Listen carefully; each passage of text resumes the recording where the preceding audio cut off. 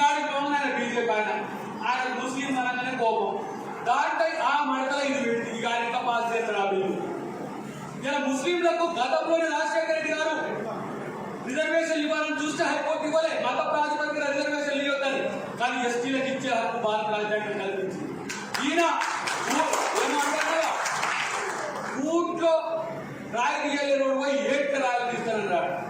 ఊట్లో ఎన్ని ఉంటాయి రాళ్ళు, ఏట్లు ఎన్ని ఉంటాయి రాళ్ళు.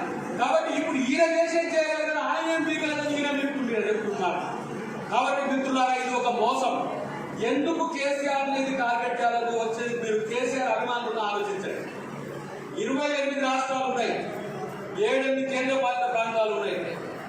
ముఖ్యమంత్రులు కూడా మంత్రులు కూడా ఎవరు కూడా ఎప్పుడు భారత రాజ్యాంగాన్ని మార్చాలి అని అనలే.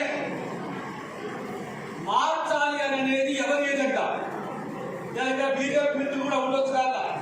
ఆర్ఎస్ఎస్ గతంలో అనుబంధ సంఘాలు భారత రాజ్యాంగాన్ని మార్చాల్సిన అవసరం ఉంటుంది, లేకపోతే పునఃసమీక్షించాల్సిన అవసరం ఉంటుంది, లేకపోతే ఈ రాజ్యాంగం మన దేశానికి పనికి రావట్లేదు అని చెప్పి ఎన్నోసార్లు కామెంట్ చేసి, ఎందుకు వాళ్ళకి పార్లమెంటరీ డెమోక్రసీ ఇష్టం లేదు. పార్లమెంటరీ డెమోక్రసీ అంటే ఏమో కాదు, మనం సర్పంచ్ ఎన్నుకున్నట్టు, ఎమ్మెల్యేలు ఎన్నుకున్నట్టు, ఎంపీలను ఎన్నుకున్నట్టు వద్దు.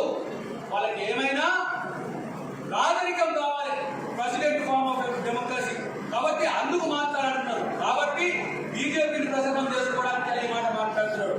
హాయ్ ఫ్రెండ్స్, మా టుడే టుమారో యూట్యూబ్ ఛానల్ చూస్తున్నందుకు చాలా థ్యాంక్స్. మరిన్ని లేటెస్ట్ వీడియోస్ కోసం వెంటనే సబ్స్క్రైబ్ చేయండి. అలాగే ఈ బెల్ ని కూడా రింగ్ చేసేయండి.